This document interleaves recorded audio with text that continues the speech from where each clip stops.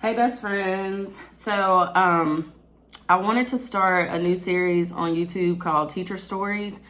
Now, this is going to be different than the story time with Honest Teacher Vibes. So the story time with Honest Teacher Vibes, that's where I share like really funny stories of things that have happened in the classroom. This is not going to be that. Okay. So I've had a lot of y'all from across the country send me your stories. And I know that I want to start advocating for you guys, even though I'm not in the classroom anymore. And one of the things that I know I can do since I'm not in the classroom anymore, like I for sure can say the things that you guys want to say, but you're afraid to say because you don't want to lose your job. And that's one of the things that allows the types of things that we deal with in these schools to continue, because they know that we can't say anything because we're still teaching. And so I am going to share some of these teacher stories. A lot of y'all that have sent me your stories, I really appreciate that. If you send me your story and you do not want it on social media, you don't want it turned into a skit, please tell me, like in the tagline. I've had, a lot of you guys emailing me. I will say I am so grateful for the love and support that you guys have shown me since I quit. I will say I was a little nervous to put my story out there. I had no idea that it would get the views that it did and it would blow up like it did. But the amount of teachers that messaged me saying, I have experienced almost similar or almost the exact same thing. It's not right, the stuff that we're dealing with across this country. So I want to make y'all stories known because I want to advocate for y'all. And, I don't know. People have asked me, like, what's the solution? Y'all, I promise, I don't know what the solution is. It's such a large systemic problem that I don't think there's like one solution or one fix all. But I think that the beginning of finding a solution is making y'all stories heard and using my platform to make y'all stories known. So hear me when I say the stories that I'm sharing, I am not trying to bash the kids. Okay, I'm not bashing the kids. I'm merely just putting teachers' everyday experiences out there so that people can hear and understand the things that we deal with in a classroom on a daily basis. If you are not a teacher, you'll be tempted to think that these stories are made up.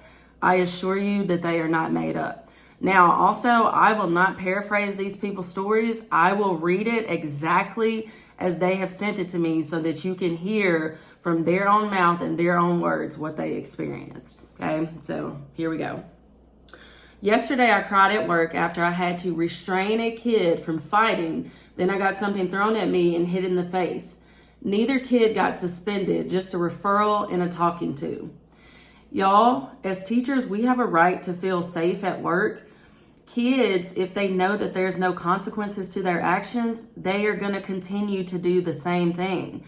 And how invalidating of that teacher's feelings for nothing to happen to those kids. Yes, they got a write-up and yes, they got a talking to, but in that particular situation, they're about to fight and they're throwing stuff and hit the teacher in the face with something. The consequences do not fit the actions. Like the consequences that they received do not fit the actions that they were and the behaviors that they were exhibiting. Here's another story. Myself and another SPED teacher had to restrain a student that was extremely aggressive. The student threw me to the ground.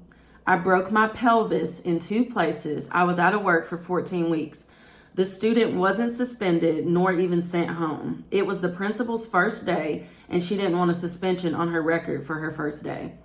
Y'all, when I first read that story, it literally made me sick to my stomach how much pain that teacher had to have been in to have broken her pelvis in 2 different places and for a child not to be suspended and nothing to happen to the child because the freaking principal didn't want a suspension on her first day at her school.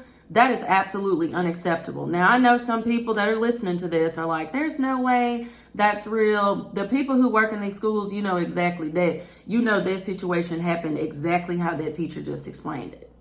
And, some people are going to say, well, what level of SPED was the student, etc. Regardless of what level of SPED the student was, there has to be some structures and some systems in place that will physically protect the teachers.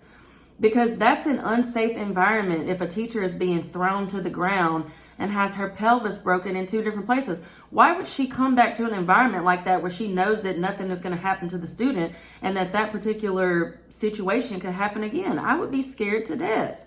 We have a right as teachers to feel safe when we go to work. Here's another story. While searching students for a vape at the high school I teach at, our principal found 2 knives on a student. They were confiscated and I believe they were released later, but no documentation was done. No referral, no log entry, no punishment at all. The parents weren't even called. The police weren't called, nothing. I have had to physically restrain 2 students this year, one who was going after our 60-year-old office secretary. It's all just too much. How can a situation like that happen? You find 2 knives on a student and nothing happens to the student. Why would you? That's dangerous to blow something off like that. You have to report those things. And the amount of conversation that admin has with us as teachers, well, did you document it? Did you document it? Did you document it?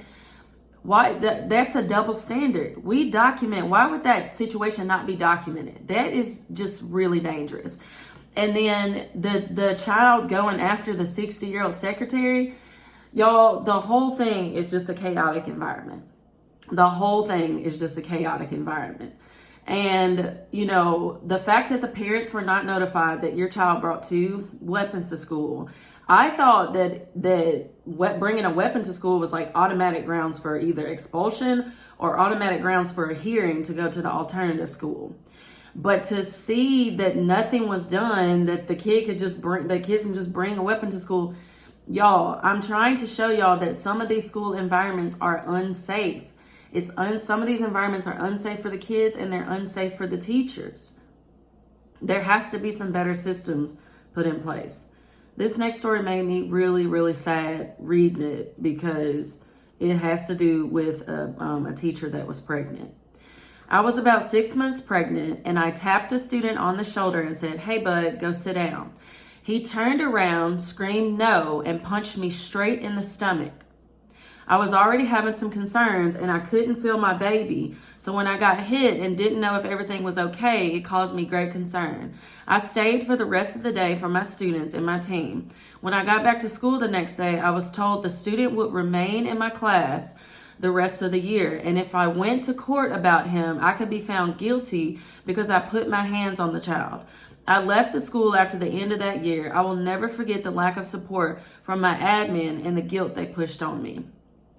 Y'all, this story in itself is like absolutely heartbreaking. The fact that the teacher, why would a student turn around and punch a teacher in her stomach when she's like noticeably pregnant? Why would you turn around and punch a teacher in the stomach anyway?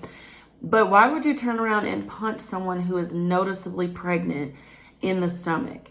And then for her to be threatened with, you can't file charges, you can't go to court because the child is in middle school or the child is, what is in place to protect us as teachers? And then being told that she could be in trouble because she touched the student, she tapped him on the shoulder. How unrealistic are these things? He can turn around and punch her in the stomach. While she's pregnant, she has no way to protect herself. She can't file charges. She can't go to court, and you're going to leave the child in her class. If a student puts their hands on us, I automatically feel threatened by that student every time I see them. So the fact that she felt like she was at risk and her unborn child was at risk, and they're telling her there's pretty much nothing you can do about it, and we're not going to move the student out of your class, that is an absolute slap in the face. Here's the last story. We had a student go after a teacher with scissors and wrestle with the principal and still wasn't suspended, wasn't expelled, and he was given a reduced day and went home after lunch. Y'all, if you are an admin or you are county office, a superintendent of schools, if you are in a place to provide some change, please, y'all, please There is no reason these kids should be running up on these teachers with scissors. And the fact that that kid ran up on that teacher with scissors, wrestled the principal, and the only thing that happened to the child was that he went home after lunch and had a half a day. Come on, what are y'all teaching? Not only is this unsafe to teachers, but what are y'all teaching kids? Y'all are teaching kids that when they get out in the real world, that they can exhibit this behavior and there are no consequences. There has to be some consequences for their actions, y'all. If they know that there's no consequences to their actions, they are going to continue doing the same thing. I'm a grown woman. If I know that there are no consequences to being late for work, what accountability do I have to show up on time for work? We have to start holding kids accountable. We are doing them no favors in the future by making excuses for them. They have to know that there are consequences to their actions. And not only that, protect your teachers. Protect your teachers. There is no reason these people should be feeling this unsafe at work. And these are only a few of the stories. If you are a parent, please, please, please communicate with your child's teacher. Please. We call y'all consistently. We try to reach out to y'all. Please, it goes a long way to have communication with the parent. It helps us out greatly. But the things that we are dealing with in these schools, there has to be some better systems and some better structures in place that will protect the teacher while also protecting the child. Because a lot of times it seems like the child is protected and the teacher is just thrown under the bus. It's not right, y'all. If you have a story that you want me to tell on the teacher stories for my YouTube, you can send them to me. Again, I will still be making funny teacher content, okay? Because that's just who I am. I like to be funny, but these stories are not funny. There is no humor. I'm not adding humor to these stories because they're not funny, right?